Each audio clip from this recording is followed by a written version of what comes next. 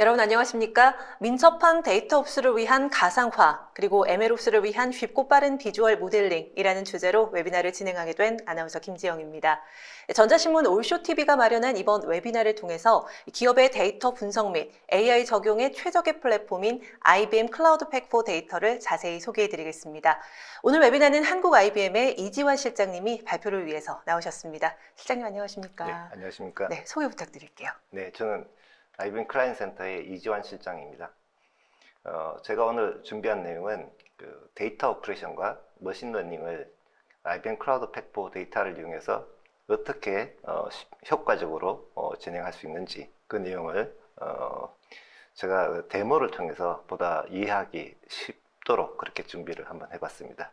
네, 그럼 잠시 후에 이제 발표와 데모까지 함께 보도록 하겠고요. 이번 웨비나는 약 50분 정도 발표가 진행된 후에 10분 정도 Q&A를 진행할 예정입니다. 시청자 여러분들께서는 웨비나가 진행되는 동안 궁금한 사항 채팅창에 자유롭게 질문을 해주시면 됩니다. 그 가운데 좋은 질문을 선별해서 방송 진행하는 동안 실시간 답변으로 시청자 여러분의 궁금증 깔끔하게 해소시켜 드리겠습니다. 그리고 웨비나에 참여하시고 설문 작성해 주신 분들 대상으로 이 40분께 대교 CNS에서 준비한 선물 보내드리니까요. 시청자 여러분들의 많은 참여 부탁드리겠습니다. 자, 그럼 민첩한 데이터 옵스를 위한 가상화, 그리고 ML옵스를 위한 쉽고 빠른 비주얼 모델링 웨비나 시작하도록 하겠습니다. 실장님 시작해 주시죠. 네. 예, 이미 우리가 다 잘 알고 있는 내용이긴 하지만 한번 그 개념만 간단하게 짚고 시작하도록 하겠습니다. 우리가 AI, 즉 인공지능이라는 용어를 요즘 많이 접하게 되는데요. AI라는 것이 어떤 것이냐? 제가 볼 때는 적어도 하나 이상의 머신러닝 모델을 이용해서 만들어진 애플리케이션을 우리가 인공지능이라고 이야기할 수 있을 것 같습니다. 근데 딥러닝이 또 무엇이냐? 딥러닝이라는 것은 이제 좀 더 보다 실세계에서 보다 복잡한 문제를 해결하기 위한, 말하자면 오디오나 비디오나 또는 비정형 데이터들을 분석하기 위한 보다 복잡한 머신러닝 모델을 우리가 딥러닝이라고 얘기를 하고 있습니다. 자, 그렇다면 데이터 사이언스란 것은 무엇이냐? 결국 데이터 사이언스는 머신러닝 또는 딥러닝 모델을 만들기 위한 기술 영역입니다. 근데 이런 머신러닝과 딥러닝은 반드시 학습 데이터를 필요로 하기 때문에 그 데이터를 준비하는 과정까지 포함한 부분을 우리가 데이터 사이언스라고 이야기할 수 있을 것 같습니다. 오늘 제가 주로 말씀드릴 내용은 IBM 클라우드 팩4 데이터의 기능들입니다. IBM 클라우드 팩4 데이터는 방금 말씀드린 이 데이터 사이언스 영역에 포지션된 IBM의 제품이라고 이해하시면 될 것 같습니다. IBM 클라우드 팩4 데이터의 특징은 그 데이터의 즉 머신러닝을 만들기 위한 데이터의 수집, 그리고 그 수집된 데이터들을 효과적으로 활용할 수 있는 체계, 그리고 그 위에서 다양한 머신러닝을 개발하기 위한 프레임워크들, 오픈소스 프레임워크를 포함해서 IBM 고유의 그 프레임워크들을 같이 제공하고 있습니다. 또한 이렇게 만들어진 모델들을 실제 비즈니스 애플리케이션에 활용할 수 있도록 런타임까지 포함되어 있는 데이터 사이언스를 위한 플랫폼이라고 이해하시면 될 것 같습니다. 그래서 결국 데이터로부터 AI까지 가기 위한 우리가 AI 사다리라고 이야기하고 있는데요. 이 전체 영역을 커버하고 있다, 이렇게 이해하시면 될 것 같습니다. 그런데 우리가 한번 생각해 봐야 될 부분이 여기에 있는 것 같아요. 실제 최근에 많은 기업들이 AI를 비즈니스에 적용하기 위해서 노력을 하고 있습니다. 그런데 그런 AI 프로젝트를 들여다보면 의외로 실제 모델의 정확도를 더 높이기 위한 그런 고민보다는 데이터를 준비하는 데 너무나 많은 그 시간이 소요가 되고 있다는 부분입니다. 프로젝트 기간의 70% 이상이 데이터를 준비하는 데 소요되고 있다고 합니다. 그래서 이런 부분 때문에 최근에 많은 기업들이 이런 데이터 오퍼레이션을 어떻게 효과적으로 할 수 있느냐, 그 수단이 어떤 것들이 있을지에 대한 고민들이 대단히 많습니다. 그래서 오늘 이런 데이터 오퍼레이션 쪽도 같이 한번 눈여겨 봐주시면 좋을 것 같습니다. 오늘 제가 준비한 데모는 제조회사의 그 설비, 그러니까 제조 설비의 고장 예측을 하기 위한 모델을 머신러닝을 이용해서 만들어 보는 과정을 준비했습니다. 그 전에 우리가 기업에서 말씀드렸듯이 데이터를 어떻게 더 효과적으로 관리해서 필요한 데이터들을 잘 활용할 수 있을지 이런 측면에서 ABC 제조회사도 고민을 했었고, 그래서 데이터 카탈로그라는 것을 먼저 구축하기로 했습니다. 이 시나리오상에서 제가 말씀드리는 겁니다. 실제로 그렇지만 이 시나리오이긴 하지만 많은 회사들이 여기서부터 고민을 하는 것도 사실입니다. 근데 카탈로그라는 것이 무엇이냐 생각해 보면 용어는 익숙하지만 왜 여기서 카탈로그가 나오느냐라고 좀 의구심을 가질 수 있는데요. 우리가 최근에 뭐 오징어 게임을 비롯해서 많은 이제 컨텐츠들을 그 넷플릭스를 이용해서 많이 이제 소비를 하고 계시죠. 그래서 우리는 컨텐츠 관점에서 보면 소비자라고 볼 수 있는 있겠죠. 반면에 넷플릭스 같은 회사는 컨텐츠 프로바이더, 즉 데이터 공급자이죠.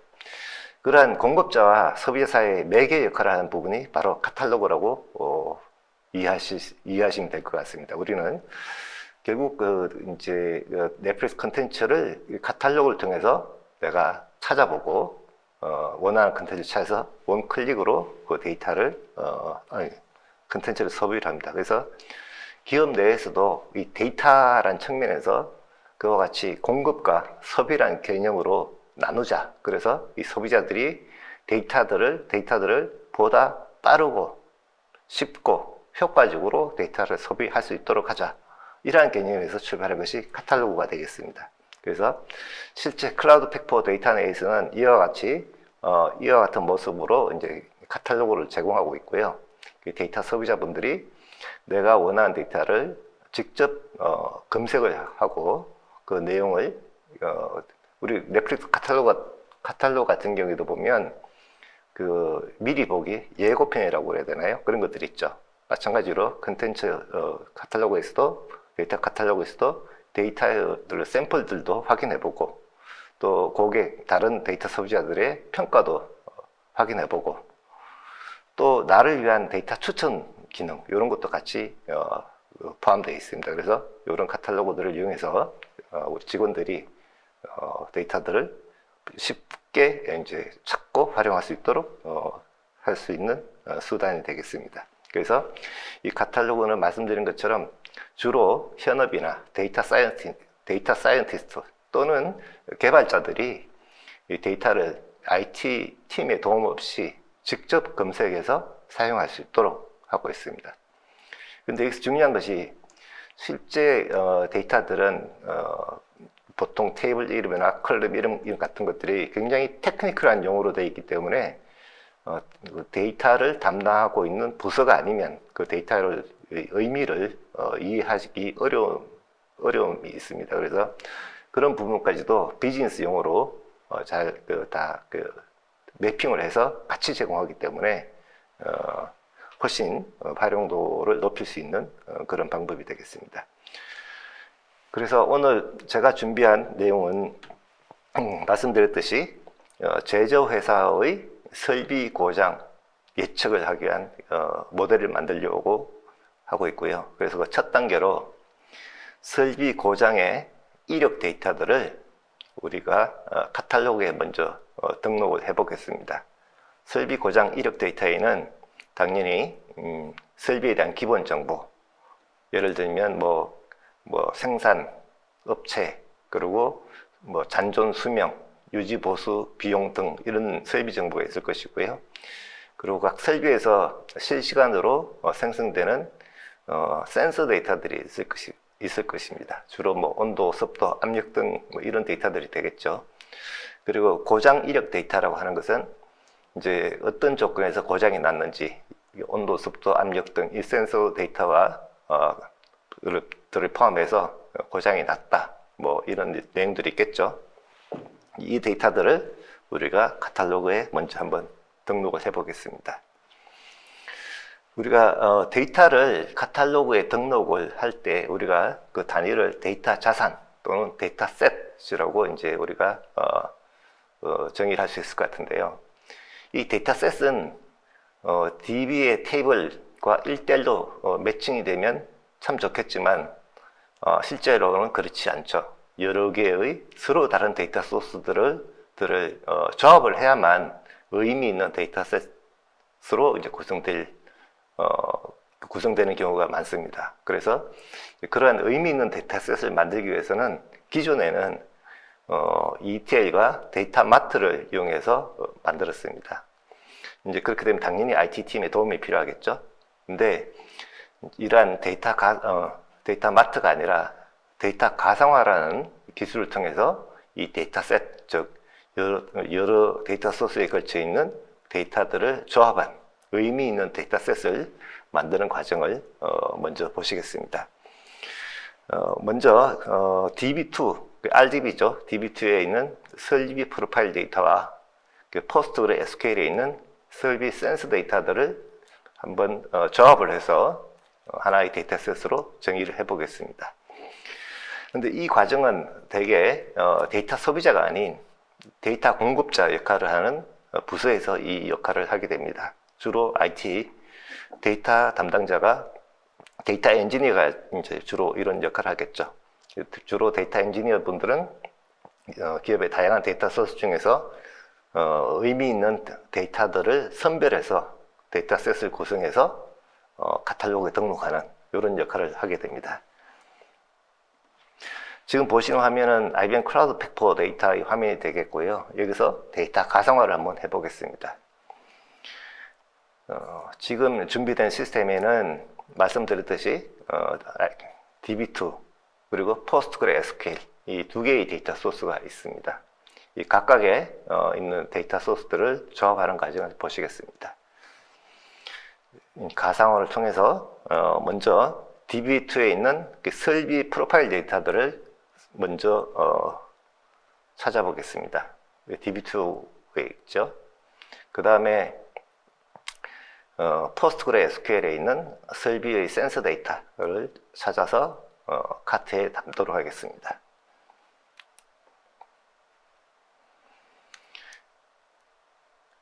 먼저 두 개의 데이터를 조합을 해서 하나의 데이터셋으로 만들기 위해서는 각각의 데이터 소스 데이터들을 먼저 가상화 테이블로 만드는 과정이 필요합니다. 그래서 이 두 개의 테이블을 먼저 가상화를 진행하겠습니다. 예, 두 개의 테이블이 가상화가 완료가 되었습니다. 이렇게 그 다음에 이 만들어진 가상화 테이블 두 개를 다시 선택해서 조인을 하는 거죠. 이제 두 개의 데이터를 프라이머리 키로 이용해서 조인을 하고 여기서 불필요한 데이터, 즉 불필요한 칼럼들은 여기서 이제 unselected에서 제외를 하실 수도 있습니다. 그런 다음에 만들어질 뷰의 내용을 검토하시고 만들어질 가상화 뷰 이름을 이렇게 부여를 하시게 되면 이 이름으로 새로운 가상화 뷰가 만들어지는 것입니다. 그래서 이렇게 해서 이제 두 개의 다른 데이터 소스인 데이터들을 조합해서 하나의 데이터셋으로 구성을 했습니다. 그런데 이 데이터들을 바로 카탈로그에 퍼블리시를 하게 되면 여기에 있는 이 칼럼 이름에 해당되는 그 칼럼 값들이 어떤 의미인지 데이터 소비자들은 잘 모를 수 있다라는 거죠. 그래서 이 각각의 테크니컬한 그 용어인 컬럼 이름들을 비즈니스 용어와 매핑하는 과정이 필요합니다. 그 과정을 저와 같이 확인하도록 하겠습니다.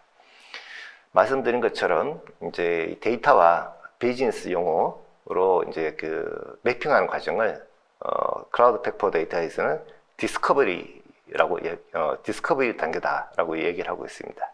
그래서 디스커버리를 실행해서 결과를 보고 검토한 후에 필요하면 수정을 하고 카탈로그에 퍼블리시를 하는 그 과정을 보시겠습니다.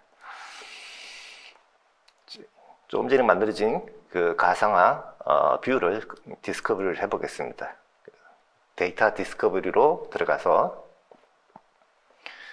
디스커버리 프로젝트를 하나 실행해 보겠습니다. 퀵스캔 프로젝트라는 디스커버리를 실행해 보겠습니다. 가상화 커넥션을 선택하고 좀 전에 만들어진 가상화 뷰를 선택해 보겠습니다. 예, 요 테이블을, 요 뷰를 선택을 했고, 이제 디스커버리를 실행을 하겠습니다. 예, 이렇게 이제 실행을 하게 되면 요 잡이 백그라운드로 실행이 되고 잠시 후에 이제 완료가 되겠습니다. 예, 이렇게 완료가 된 잡을 들어가 보시면 화면에 보시는 것처럼 이 가상화 뷰의 칼럼들이 우측에 assigned business term에서 새로운 비즈니스 용어로 레이블링 매핑이 된 것을 보실 수 있고요. 혹시 누락이 된 게 있으면 또는 수정해야 될 내용이 있으면 이렇게 수정을 하시면 됩니다. 여기서 수정한 내용들은 다 학습이 됩니다. 그래서 다음에 디스커버리 하게 되면 수정한 내용이 우선적으로 반영이 돼서 보다 정확한 그런 레이블링이 가능하게 되는 겁니다. 이와 같이 이제 디스커버리 즉 비즈니스 용어로 매핑을 하고 난 다음에 카탈로그를 선택해서 원하는 카탈로그에다가 퍼블리시를 하는 것입니다. 이렇게 되면 이제 우리가 가상화를 통해서 만들어진 데이터 셋이 하나가 카탈로그로 퍼블리시가 된 것이죠.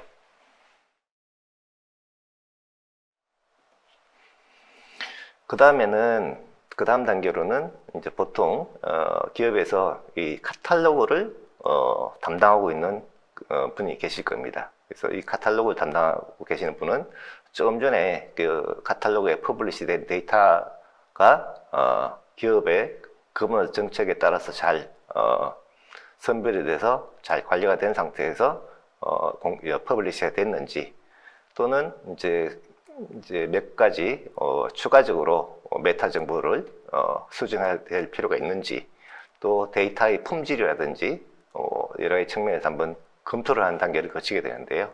거기서 일어나는 몇 가지를 한번 저하고 같이 확인하도록 하겠습니다. 조금 전에 퍼블리시된 그 데이터셋을 한번 카탈로그로부터 확인해 보겠습니다. 예, 조금 전에 퍼블리시한 카탈로그를 선택했고 여기에 조금 전에 퍼블리시된 그 데이터셋이 있습니다. 셋을 들어가서 데이터 소비자들이 검색을 보다 쉽게 할 수 있도록 태그를 부여한다든지 또는 이 데이터셋의 이름을 보다 명확하게 변경하실 수도 있고요.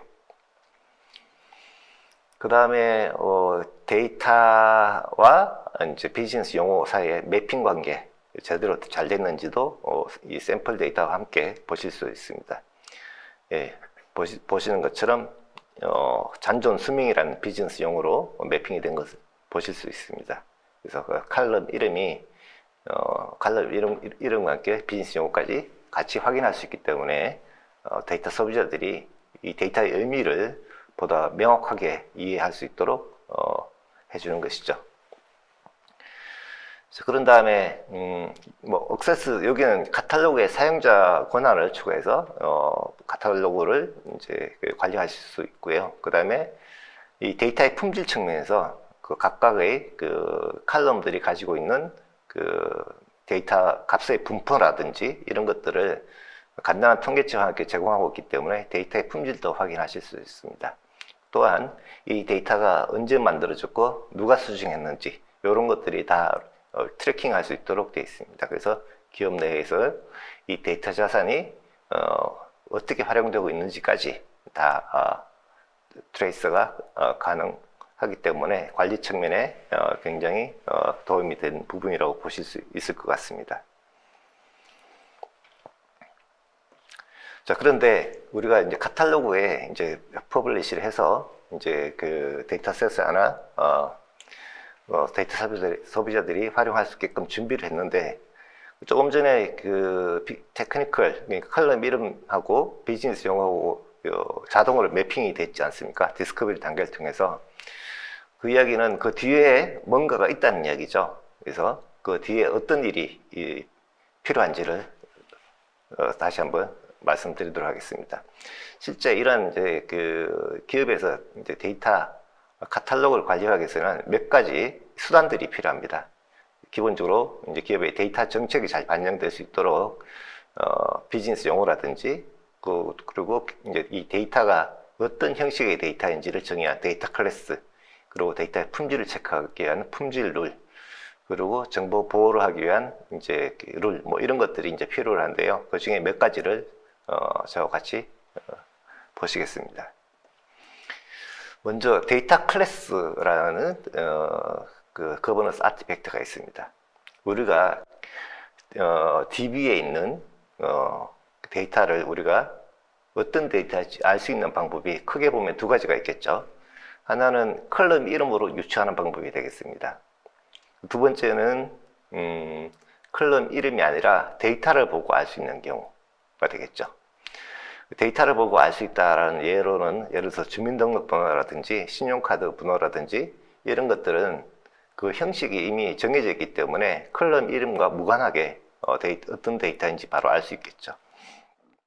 그렇게 이제 컬럼 이름을 안다든지 그 데이터 값의 범위라든지 뭐 이런 것들을 알 수 있는 그런 걸 이제 기준을 정해서 각각의 데이터들이 어떤 데이터 형식이다라는 것을 정의하는 것을 우리가 데이터 클래스라고 합니다. 그래서 데이터 클래스를 미리 만들어 놓는 것이 이 디스커버리 하는데 굉장히 중요한 부분이 되겠고요.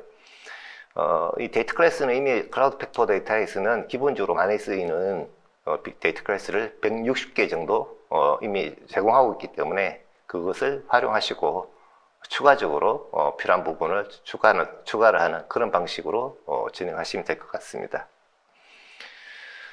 이렇게 이제 데이터 클래스가 먼저 정의가 되면 이 디스커버리 과정을 통해서 이 데이터가 어떤 형식의 데이터인지, 즉 데이터 클래스가 데이터 클래스로 인식이 되고, 그리고 각 데이터 클래스에 이 데이터 클래스는 어떤 비즈니스 용어와 어떤 비즈니스 용어를 할당이 되어야 되는지를 또 정의를 할 수 있습니다. 그래서 두 스텝을 통해서 테크니컬 데이터와 비즈니스 용어와 같은 그 비즈니스 메타데이터로 자동으로 할당이 되는 것이죠.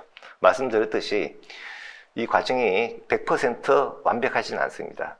사실은 이제 상당히 수작업이 들어가야 되는 부분인데, 이런 과정을 통해서 수정 과정 이런 것들이 또 학습이 되기 때문에 실제 수작업을 상당 부분 줄여줘서 수작업을 최소화할 수 있는 수단으로 제공하고 있습니다.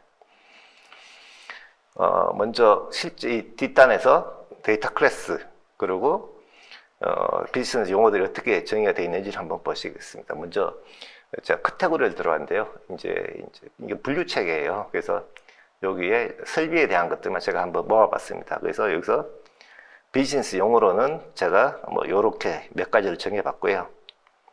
그 다음에 데이터 클래스도 제가 몇 가지를 미리 만들어 봤습니다. 이렇게 만들어져 있습니다. 근데 하나를 예를 들어서 들어가 보죠. 보시다시피 이거는 컬럼 이름, 레귤러 익스프레션으로 이제 프레셔 맥스라는 그런 이제 데이터 클래스를 정의했었고요. 요거는 정규 표현식입니다. 컬럼 이름으로 하는. 물론 이 외에 몇 가지 방법이 되어 있지만 오늘은 요거 중심으로 보여드리도록 하겠습니다. 그래서 이 데이터 클래스는 비즈니스 용어 최대 압력으로 레이블링이 될 수 있도록 이렇게 정의를 해두었습니다. 그래서 이 최대 압력이라는 비즈니스 용어에 관련된 컨텐츠라는 탭을 들어가 보면 또 이게 어떤 데이터에 어떤 칼럼에 매핑이 되어 있는지를 또 한눈에 보실 수가 있습니다. 그래서 설비 고장 이력 데이터, 저희가 조금 전에 카탈로그에 퍼블리시했던 데이터죠. 그 데이터가 이 비즈니스 용어로 매핑이 되어 있다. 이런 것들도 바로 확인할 수 있게끔 그렇게 구성이 되어 있습니다. 자, 이번에는 실제 그 데이터, 조금 전까지는 데이터 공급자 측면에서 이야기였고, 이번에는 이 카탈로그를 이용해서 데이터를 소비할 소비자 입장에서 스토리를 보시죠. 그래서 제가 준비한 이 시나리오에서는 그 설비 유지 보수를 담당하고 있는 현업이죠. 이분이 제조사니까 설비 고장으로 인한 생산 중단 시간을 최소화할 수 있는 방법으로서 예지 정비 방안에 대해서 늘 고민하고 있습니다. 근데 기존에는 보통은 이제 그 스케줄 베이스로 정비를 많이들 하시죠. 이제 그것을 거기에 더해서 사전에 고장 날 확률이 많은 설비를 찾아서 미리 고장 나기 전에 정비할 수 있는 방법을 고민하고 있다는 거죠.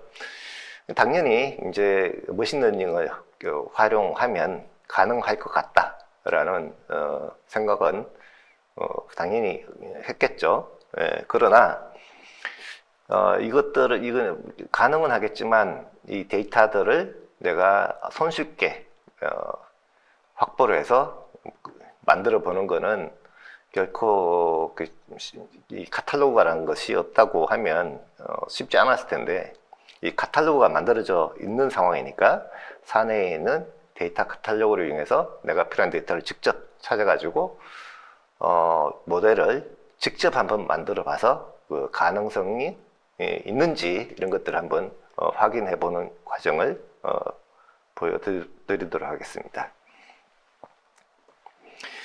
그래서 이제 분석 단계, 즉 데이터를 분석하고 또 머신러닝을 모델을 만드는 그런 데이터 소비의 단계가 되겠습니다. 그래서 제일 먼저 프로젝트를 먼저 만들고 필요한 데이터셋을 가져오는 과정을 진행해 보겠습니다. 다시 클라우드 팩포 데이터 안에서 이제 분석 프로젝트를 하나 만들어 보겠습니다. 새로운 프로젝트로서 분석 프로젝트를 하나 만들어 보겠습니다. 그래서 아무것도 없는 빈 프로젝트를 하나 만들고 그 프로젝트 이름을 이와 같이 이제 부여를 했습니다. 여기는 아무것도 없는 빈 프로젝트인데 현재 근데 여기서 이제 데이터를 가지고 와야 되겠죠. 카탈로그에서부터. 그래서 여기서 카탈로그로 이동해서 내가 원하는 데이터를 찾아봅니다.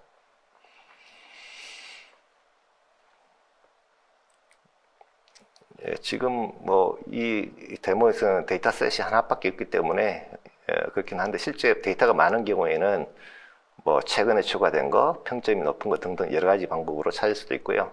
또는 이제 태그나 비즈니스 용어 같은 걸 이용해서 검색을 하실 수도 있습니다. 그래서 찾은 데이터를 여기서 이제 한번 확인을 하는 거죠. 내가 원하는 데이터인지. 그래서 이것을 조금 전에 만든 그 프로젝트에다가 제가 add 해서 추가를 하는 거죠. 그럼 이 데이터셋이 내 프로젝트로 추가가 됩니다. 여기서 이제 특이할 점 중에 하나가 이렇게 이제 프로젝트에 추가가 되고 나면 이 데이터셋에 액티비티지 들어보면 어느 프로젝트에 추가가 됐다라는 내용들이 여기에 기록이 됩니다. 그래서 데이터 관리 측면에서 기업 내에서 어떤 데이터들이 어떻게 활용되고 있는지를 관리하실 수 있게 되는 겁니다. 자, 이렇게 만들어진 이렇게 만든 프로젝트와 추가된 데이터셋을 가지고 이제 이번에는 이제 본격적으로 모델을 만들기 위한 과정에 들어가도록 하겠습니다. 자, 그런데 우리가 데이터를 그 머신러닝 모델을 만들겠다라고 하면 그 첫 번째 단계가 사실은 데이터를 어느 정도 이해를 해야만 되겠죠. 데이터를 이해하고 그리고 카탈로그에 이제 공개된 데이터가 꼭 내 입맛에 안 맞을 수 있거든요. 그래서 조금 내가 가공을 해야 될 필요가 있습니다. 그래서 우리가 데이터를 이해하고 전처리하는 과정이 지금 이제 모델을 만들기 위한 전 단계에서 필요로 하는데요. 그 부분을 저와 같이 확인하도록 하겠습니다. 클라우드 빅4 데이터에서는 이제 그 데이터 사이언스에 대한 전문적인 지식이 없어도 누구나 손쉽게 데이터를 이해하고 전처리 할 수 있도록 아주 쉬운 도구를 제공하고 있어요. 그래서 특정 뭐 칼럼 하나를 삭제한다든지 이런 것도, 또는 뭐 변환을 한다든지 이런 거 아주 손쉽게 컨텍스트 기반 메뉴로 바로 하실 수 있고요. 또 이렇게 시각화, 그러니까 우리가 데이터를 이해하기 위한 가장 좋은 수단이 이제 차트를 만들어 보면 데이터와 데이터 사이의 상관관계 이런 것들을 쉽게 눈으로 확인할 수 있기 때문에 이 데이터의 분포라든지 이런 것들을 그려보고 이제 데이터를 이해하는데 훨씬 더 도움이 되겠죠. 뭐 이런 과정을 되게 머신러닝 만들기 전에 전 단계에서 이런 작업들이 필요합니다. 그래서 이렇게 내가 데이터를 이해하고 필요한 전처리를 하고 난 이후에 요것들을 새로운 데이터셋으로 이제 저장을 해야 되겠죠. 이 데이터를 고치진 않고 새로운 데이터셋으로 이제 생성을 하는 과정이 되겠습니다. 그래서 이 원래 가지고 온 카탈로그에서 가지고 온 데이터들을 수정한 내용들을 이렇게 새로운 CSV 파일로 저장을 해보겠습니다. 물론 여기서는 CSV 파일로 하지만 실제로는 CSV 파일이 뭐 아니라 뭐 DB 같은 데다 바로 저장하실 수도 있습니다. 자, 이렇게 해서 데이터 전처리 과정이 끝났죠. 그러면 이 전처리 과정이 끝났다고 하는 것은 결국은 학습 데이터가 준비 완료됐다, 뭐 그런 거죠. 이제 모델을 만들 수 있어요. 근데 모델을 만드는 데 있어서 여러 가지 방법이 있어요. 모델을 만들기 위한 수단으로는 많은 분들이 생각하시기에는 주로 오픈소스 프레임워크를 이용해서 주피터 노트북이나 RStudio 뭐 그런 것들, 또는 뭐 카페 프레임워크, 뭐 텐스플로우 이런 것들 많이 쓰시는데 클라우드 빅4 데이터 안에서는 당연히 이제 그런 오픈소스 프레임워크를 지원하고 있고요. 이제 그것보다는 오늘은 누구든지 쉽게 모델을 만들 수 있는 오토 AI를 먼저 보여드리도록 하겠습니다.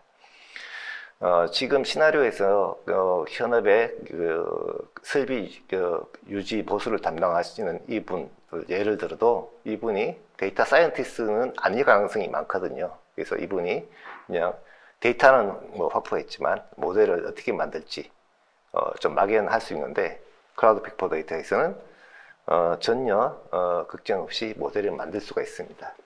그래서 제가 오토 AI라고 하는, 즉 이 AI를 위한 AI죠. 그래서 모델을 자동으로 만들어주는 그런 기능이 되겠습니다.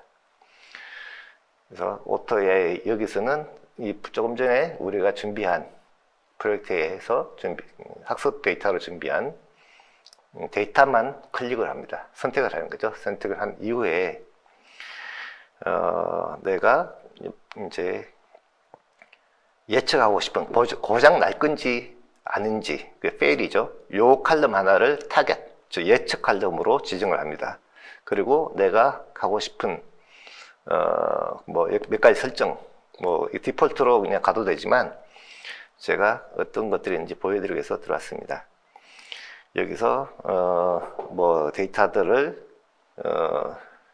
뭐 예를 들면 내가 예측을 하는데 불필요하던 칼럼, 고정값 같은 것들은 예측이 필요 없고, 지금 우리가 필요한 건 주 센서 데이터들을 기반으로 예측을 하려고 하기 때문에 센서 데이터가 아닌 것들은 이제 학습 데이터로서 필요 없다라고 제외하는 과정을 지금 보고 계십니다.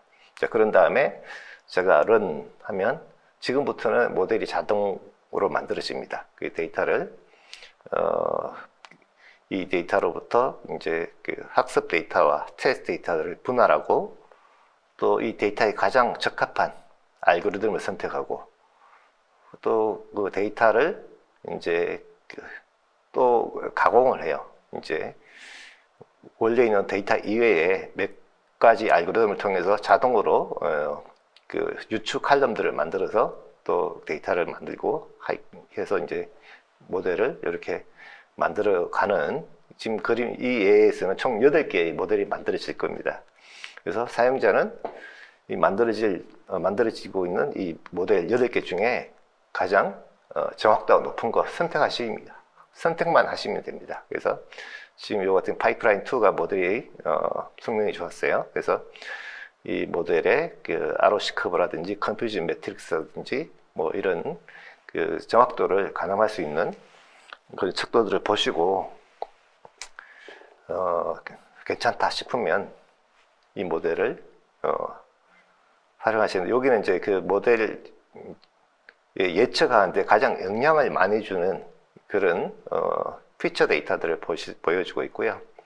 이런 거 참고하시고 그 모델을 세이브를 해서 저장만 하면 끝나는 거죠. 뭐 고급 사용자는 여기서 노트북으로 생성할 수도 있고요. 그래서 이 모델을 저장을 하게 되면 모델이 만들어졌죠. 자, 보시다시피 그 내가 한 줄을 코딩을 하지 않고도 모델을 아주 쉽게 만들어진다는 것을 보실 수가 있습니다. 이제 사실은 모델은 정확도가 물론 중요하지만 요즘은 정확도보다는 스피드입니다. 그래서 내 아이디어가 정말 구현 가능한 것인지 이런 것들을 오토 AI라는 기능을 이용하게 되면 이제 30분이면 충분히 확인하실 수가 있거든요. 근데 만일 내가 이거를 오픈 소스 프레임을 이용해서 개발을 해서 결과를 보겠다 하면 뭐 최소 며칠에서 몇 주가 걸릴 수도 있을 것입니다. 그렇게 해서 시간을 투자해서 나오는 그 결과가 성능이 좋으면 다행이지만 그렇지 않으면 시간 낭비가 될 수밖에 없는 거죠. 그래서 우선 오토AI로 그 아이디어가 모델이 정확도가 나오는 모델이 만들어질 것인지 빨리 검증하는 것은 굉장히 중요하고도 굉장히 효율적인 방법이 아닐까 싶습니다.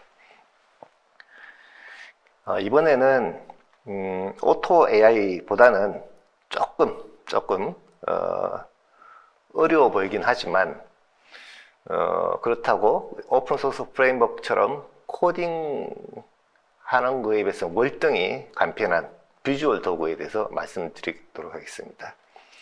클라우드 팩포 데이터에서는 여러 가지 모델을 만들 수 있는 방법들이 제공된다고 말씀드렸는데, 이번에 보여드릴 것은 모델러 플로어라고 하는 비주얼 도구입니다.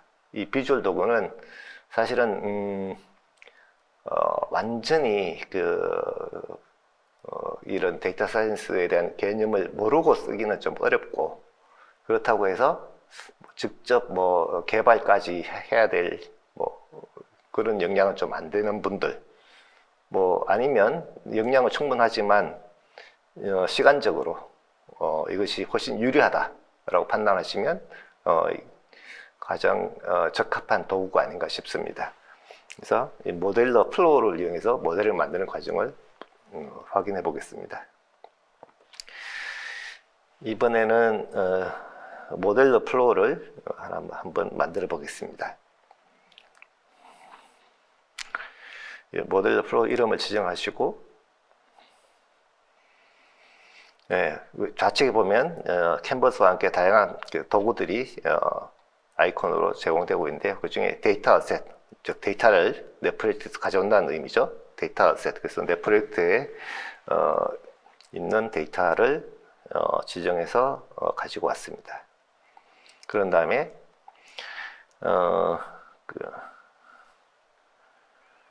필드 오퍼레이션. 필드 오퍼레이션이라는 것은 이제 어떤 데이터를 예측 칼럼으로 지정하고 어떤 데이터들을 피처 칼럼으로 지정할 것인지 그 롤을 정의하는 부분이 되겠습니다. 지금 우리는 고장 예측을 하려고 하기 때문에 이 fail이라는 칼럼을 타겟으로 지정하고 나머지는 인풋으로 하겠습니다. 그렇지만 계측 데이터가 아닌 것들은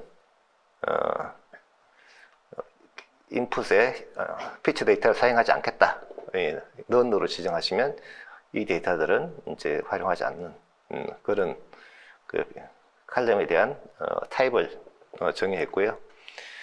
그 다음에 오토 데이터 프랩이라고 있습니다. 사실 이제 전처리할 때 가장 힘든 부분이 이런 부분이에요. 이제 데이터가 스케일이 안 맞는다든지, 뭐 이런 경우에 이제 일일이 이제 뭐 업스케일링 하든 뭐 노멀라이즈 해줘야 되는데, 그런 부분들은 오토 데이터 프랩 같은 걸 쓰면 훨씬 더 빠르고 효과적으로 하실 수도 있습니다. 그 다음 비닝, 뭐 데이터 사이언스 하시는 분들은 익숙하시죠? 예, 어떤 데이터를 범위를 이제 레인지별로 이제 분할하는 그런 작업들, 이런 것도 비닝 같은 것도 간단하게 코딩하지 않고 이렇게 드래그 드랍으로 바로 하실 수 있습니다. 또한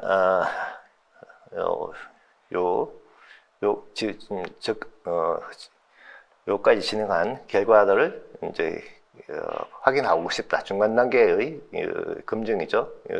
이제 요 단계까지 거친 데이터들이 어떤 모습으로 나오는지를 이렇게 보실 수 있는데요. 이걸 보면 오토 데이터 프랩으로 만들어진 트랜스폼드라는 칼럼들, 그리고 그런 데이터들을 확인하실 수가 있고요. 그 다음에 이 파티션이라는 것은 그 학습 데이터, 이제 테스트 데이터로 이제 분할하는 과정.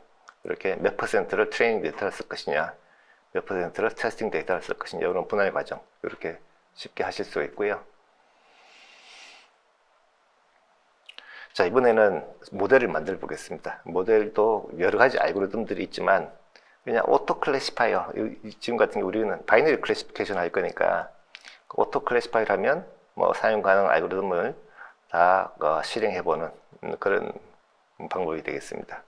이렇게 지정한 대로 실행하게 되면 이와 같이 이제 갈색으로 모델이 하나 생성된 걸 보실 수 있습니다. 그래서 뷰 모델 이렇게 들어보면 여러 가지 알고리즘 중에서 이제 적용한 결과들이 우측에 결과와 정확도와 함께 이제 보이죠. 그 중에 하나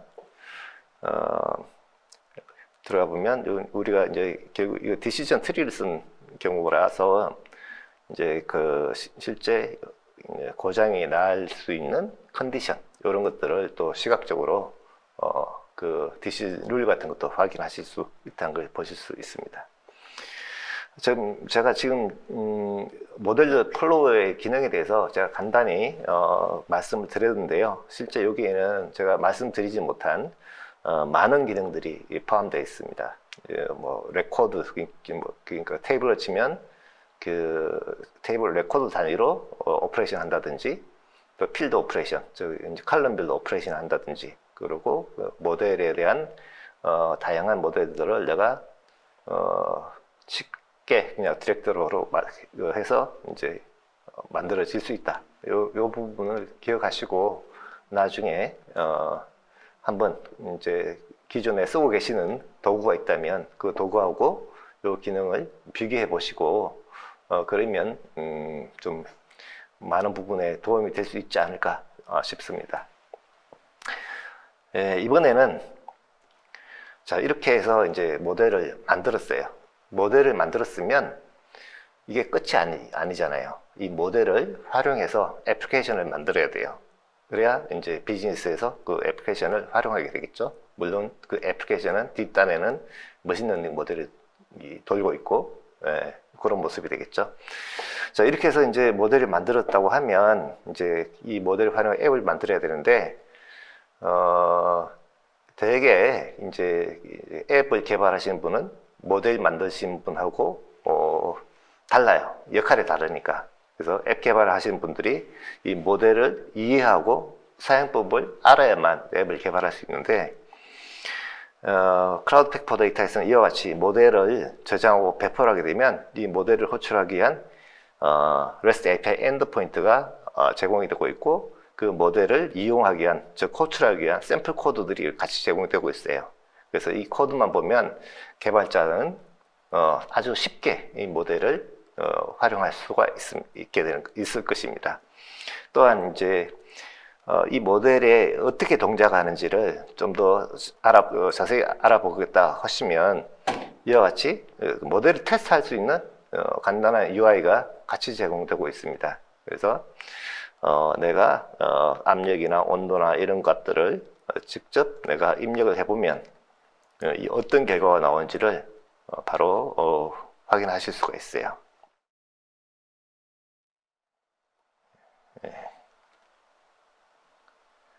이렇게 샘플 데이터들을 입력한 이후에 예측 이렇게 보면 이와 같이 결과와 예측 결과 그리고 확률 그리고 이 샘플 데이터 경우에는 고장이 날 것 같다. 즉 1이 나온 거고 확률은 뭐 99.9% 정도 나왔네요. 예, 이와 같이 이 모델이 어떻게 동작하고 있는지 그리고 이 제이슨 포맷까지 같이 확인할 수 있기 때문에 애플리케이션은 쉽게 개발할 수 있다라고 말씀드리고 수 있습니다. 말씀드린 것처럼 클라우드 팩포 데이터에서는 모델을 만드는 그 개발 환경뿐이 아니라 만들어진 모델이 실제 실행이 되는 런타임 환경까지 같이 포함되어 있다. 그렇게 이해하시면 될 것 같습니다.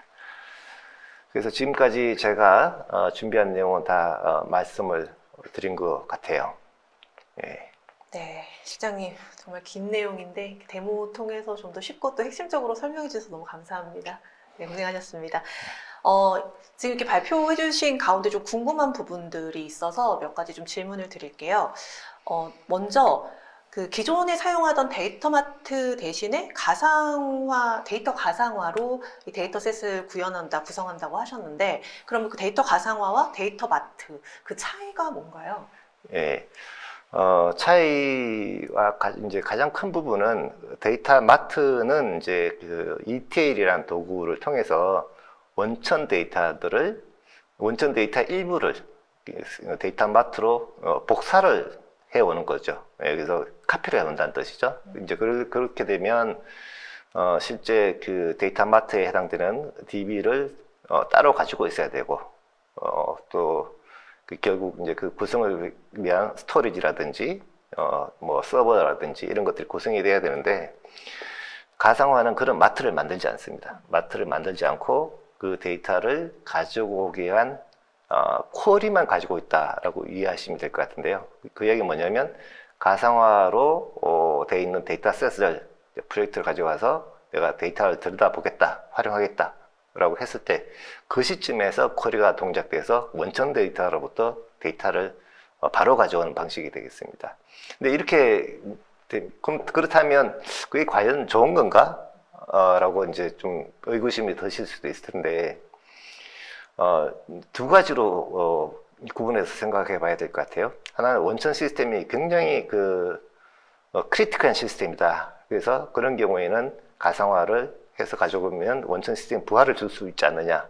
예, 맞습니다. 그런 경우에는 가상화를 쓰지 않는 것이 안전합니다. 그런 경우 데이터 마트를 쓰시는 게 안전합니다. 하지만 그 이외의 경우에는 그 데이터 사이언스가 원하는 학습 데이터는 굉장히 다이나믹하거든요. 이제 기존의 데이터 마트로는 원하는 데이터셋을 즉시에 다양하게 제공하기는 어려움이 있습니다. 그래서 그런 경우에는 데이터 가상화를 이용하는 것이 훨씬 더 효과적이다라고 보실 수 있을 것 같습니다. 네. 그럼 또 다음 질문 한번 드릴게요. 이 질문은 뭐 시청자 여러분들도 좀 궁금해 하셨던 부분이에요. 그렇다면 이 데이터 웨어하우스와 카탈로그 용도가 비슷해 보이는데 어떤 차이가 있는지? 네, 뭐 용도는 이제 사실은 이제 활용성이라는 측면에서 보면 크게 차이를 못 느낄 수도 있을 것 같은데 말씀드렸듯이 조금 전에 카탈로그는 기본적으로는 이제 AI를 위한 학습 데이터 측면에서 아주 효과적이고 신속한 데이터 오퍼레이션 측면에서의 기능, 기술 이렇게 이해하시면 될 것 같고요. 반면에 데이터 웨어하우스는 이제 그 전 단계 사실은 DW가 먼저 구축이 되어 있는 상태에 이제 카탈로그를 이제 그 DW의 데이터들을 선별해서 카탈로그화 한다고 하면 그 DW의 데이터들을 사용자들이 훨씬 더 효과적으로 활용할 수 있겠죠. 예, 왜냐하면 DW에는 비즈니스 용어라든지 또 데이터 자산으로서 각각 원하는 대로 선별은 안 돼 있고 그냥 단순히 모아놓은 저장소라는 측면이 있으니까 그 부분은 좀 차이가 있을 것 같습니다. 네. 그리고 다음 또 질문 좀 드릴게요. 비즈니스 용어를 이렇게 데이터와 매핑하는 부분이 이제 쉽지는 않을 것 같은데 뭐 효과적인 방법이 있다면 어떤 게 있을까요? 예, 사실 많은 기업들에서는 벌써 이전부터 비즈니스 용어와 이제 매핑을 하고 싶어 했었습니다. 그런데 이제 데이터의 종류가 너무 많고 또 그거를 일일이 비즈니스 용어로 매핑하는 것이 쉬운 일이 아니기 때문에 쉽게 시작을 못하고 있는 측면이 컸던 거죠. 근데 요즘 좀 IBM 클라우드 팩포 데이터 같은 경우에는 그런 이제 수작업을 최소화할 수 있도록 이제 그런 비즈니스 용어와 매핑하는 과정을 학습을 해서 학습된 내용을 계속 이제 반영하기 때문에 초기에는 조금 수작업이 많이 들 수도 있겠지만 시간이 지나면서 아주 효과적으로 그런 과정을 진행할 수 있기 때문에 이 클라우드 팩보다 어떤 그런 부분에서 굉장히 유리한 측면이 있을 것 같습니다. 네. 물 좀 마시세요. 네. 이 부분은 시청자 여러분들도 궁금해 하셨던 거고요. 이제 마지막으로 질문을 하나 더 드릴게요. 이 머신러닝 모델을 오토 AI 기능을 사용을 하게 된다면 데이터 사이언스에 대한 경험이 없는 분이라도 그 모델을 만드는 게 가능하다는 건지. 네. 네, 모든 종류의 모델을 다 만들기는 어렵겠지만 대부분의 모델은 간단한 교육을 통해서 누구든 쉽게 만들 수 있는 아주 혁신적인 기술이다라고 저는 보고 있습니다. 그래서 더 이상 머신러닝 모델을 만드는 것은 데이터 사이언티스트들의 역할만 아니다. 누구든지 만들 수 있다. 저는 그렇게 보고 있습니다. 네, 알겠습니다. 설명 감사합니다. 네. 네. 시장님께서 이제 발표를 해주시는 동안 시청자분들이 굉장히 많은 질문들을 올려주셨거든요. 질문 가운데 이제 제가 궁금했던 부분, 그리고 시청자분들이 공통으로 주신 질문들을 좀 시장님께 따로 질문을 좀 드려봤고요. 이 세미나 동안에 그 쏟아진 질문에 대한 답변은 댓글을 통해서 담당자분께서 남겨드릴 거고요. 그 이외에 또 개별적으로 또 답을 해드리도록 하겠습니다. 세미나 동안 질문에 성의껏 답변해주신 이 담당자분께도 감사드립니다. 방송 후에는 설문에 참여해주신 분들 가운데 사은품 보내드리겠습니다. 실장님, 그럼 이제 오늘 끝으로 웨비나 진행 소감 한 말씀 부탁드릴게요. 네, 제가 제 딴에는 쉽게 설명이 드리려고 노력했습니다만 저는 그렇게 생각해요. 데이터 카탈로그와 기업에서 AI를 확산하는데 그 첫 단계다. 그래서 오늘 이제 제가 말씀드린 내용 중에서 이 데이터 카탈로그만큼은 꼭 기억해 주셨으면 감사하겠습니다. 네, 데이터 카탈로그 꼭 기억하십시오. 실장님 오늘 고생 많으셨습니다. 네, 감사합니다. 네. 네, 이상으로 전자신문 올쇼TV가 마련한 안전한 데이터 옵스를 위한 가상화, 그리고 ML옵스를 위한 쉽고 빠른 비주얼 모델링 웨비나 마치도록 하겠습니다. 올쇼TV는 또 다른 웨비나 방송으로 시청자 여러분들 찾아뵙겠습니다. 시청해주신 여러분 고맙습니다.